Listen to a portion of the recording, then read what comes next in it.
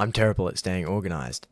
That's the truth. I've been working with students now for 2 years, and it only took me up until recently to really find a way that I can keep track of what's going on with each student that I work with, especially now with a bigger workload.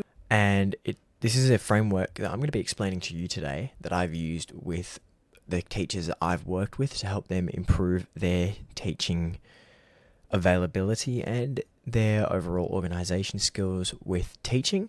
Now, I have a 10 lesson step protocol that I run through when organising lessons.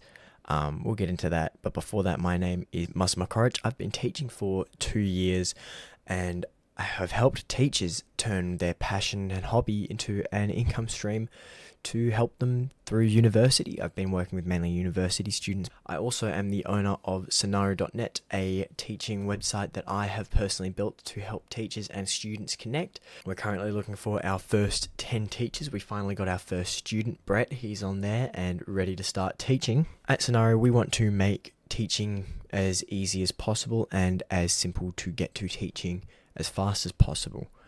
We do all the invoicing for you, we do the marketing for you, and all you have to do is sign up and you can start earning straight away. If you are interested in that, just check down below in the description. A link will be in there for Scenario. Before we get to the rest of the video, I will mention that I'm having a bit of camera trouble today. I seem to be freezing and stuttering a lot on the camera. I'm not 100% sure on what's going on there. I'm going to do my best to solve that for next week. But let's get straight into the topic at hand. So this week we're going to be talking about something that I think teachers deal with, that most teachers deal with but not really talk about, and that's staying on top of your students. Not the teaching part in particular, not the admin part, but remembering where people are up to part. That's the most important part, the remembering where people are up to part.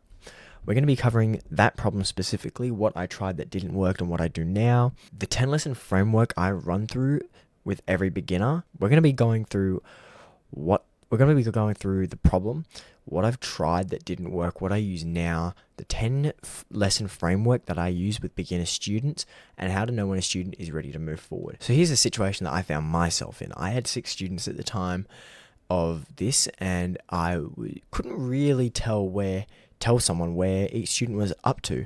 The first problem I had was I was repeating myself a lot. One student, I spent 3 full weeks on the same chord without even realizing. She never even said anything. That was the worst part. I didn't even know. So I just kept coming back to it like it was brand new. Second is that I forgot their wins. I forgot their accomplishments. A student needs a real breakthrough moment. Something clicked and I made a mental note to build on it next week. Next week came and completely forgot. The momentum was gone. So that's something that I was really having a lot of trouble with. And finally, I was just winging lessons, walking really without a plan and hoping that it would come back, just come back to me like I would remember. But you know, even the student could feel it.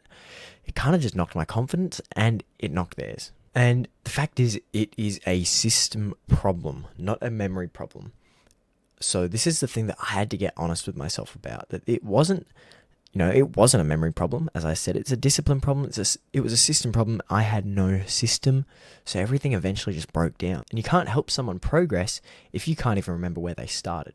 And that's really fixable. That's not a personality flaw. It's just a missing tool that you have to learn. What didn't work? I did try to fix it 3 times and none of my new systems stuck. So first I tried a spreadsheet. I set it up properly, columns, rows, color coding. It looked amazing, but I'd never used it. I had it, but I never even opened it after the first week. It was just so much friction, and so much friction to get there every time I want to log something, so I just never ended up doing it. So secondly, I had a physical notebook. That didn't really work for me. Like, I liked the notebook thing in theory, but I just forgot. That's the issue. You forget about it, or even if you are logging through it, you have to spend 10 minutes flipping through pages just to find where you're up to. And third, I was just trying to remember off the top of the dome, willpower, and it worked for a couple of students, but after I started gaining more students, it just fell apart completely. The thing is that all 3 of these had something in common. They required more effort than I had to give after a lesson. The system had to be easier than not having one. The fact is that these 3 systems had something in common. They just required more effort than I could give after a lesson. The system had to be easier than not having one. What actually worked? So this is what I actually do now.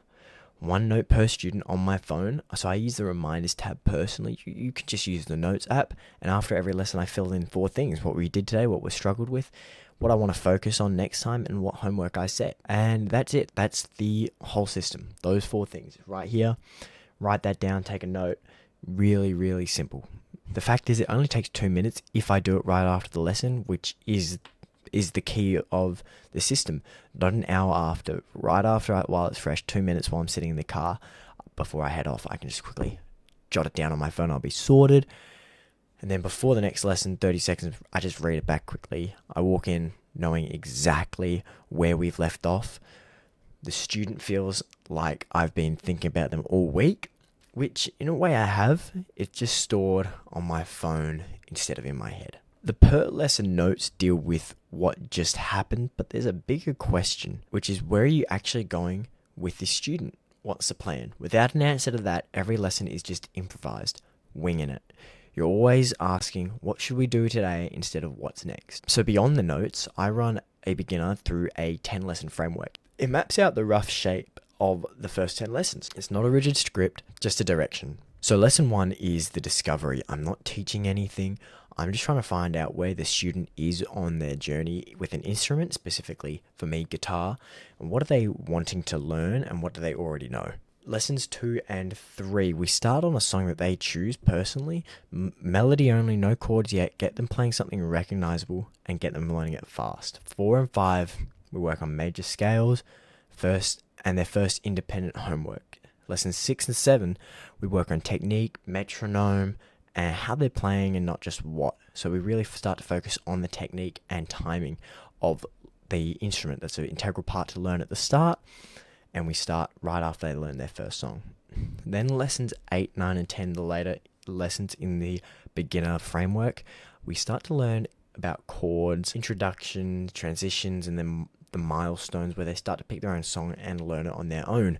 This framework can repeat, and if lessons 4 need 3 sessions instead of 1, that's fine. I've stuck that out before. I've gone through that where trying to learn just your first song might take 2 times longer than expected, and that's perfectly fine. You're the one deciding the pace, but you always know where you're going. So how do we know when to advance a student? This is the question that I get asked the most by the teachers that I work with, and the short answer is that's your call. As the teacher, you decide. But here's how I think about it.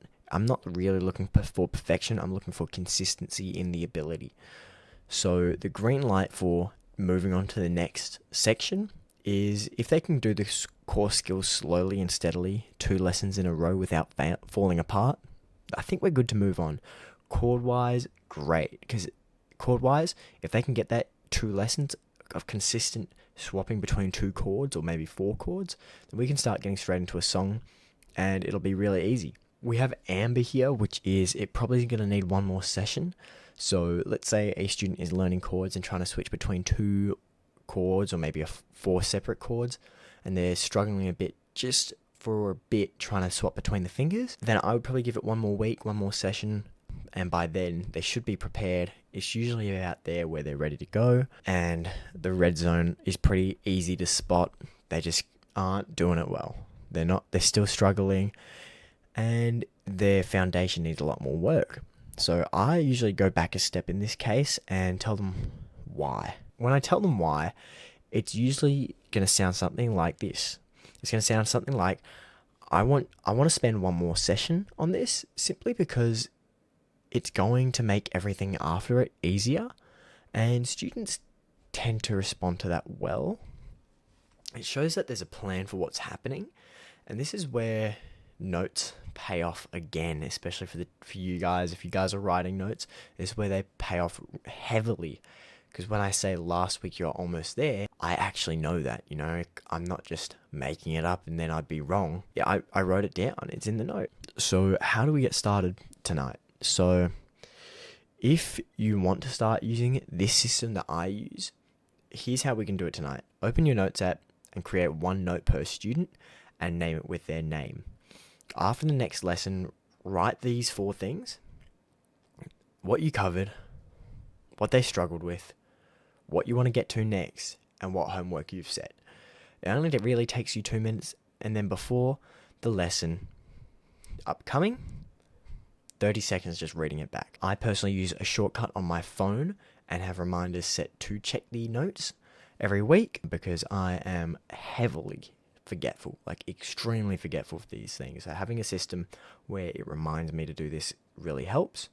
But that's the whole system. If it takes more than 2 minutes, for me personally, I've overcomplicated it, and it's probably the same for you if you're having this issue. One last thing is that I've built a free spreadsheet version of the 10 lesson framework that I use. It's a proper tracker with a tab for each student, session logs, milestone tracking, and a column where you mark yes or no or repeat for every lesson. It's completely free. It's just a link in the description. You can go grab it there. We have a new video coming out next week. I'll talk to you there.